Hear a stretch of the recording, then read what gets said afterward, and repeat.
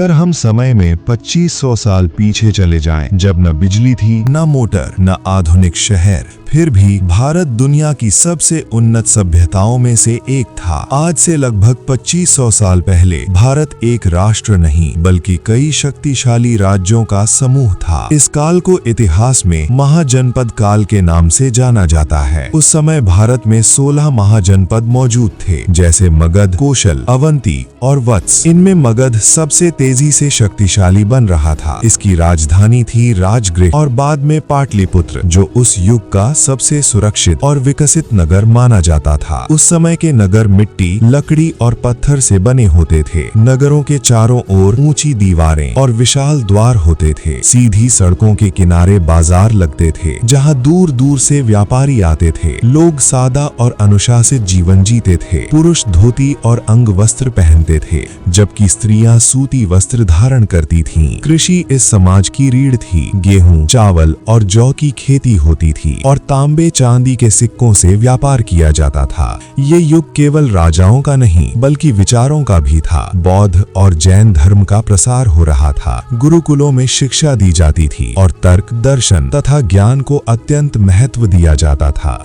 2500 साल पहले का भारत केवल एक भूमि नहीं था बल्कि ज्ञान, संस्कृति और सभ्यता का केंद्र था। यहीं से दुनिया ने अहिंसा, ध्यान और दर्शन के मार्ग सीखे। लेकिन समय के साथ ये भारत बदलने वाला था। राज्यों का उत्थान और पतन और एक नया इतिहास रचने की शुरुआत, जिसने आने वाले सदियों की दिशा तय की।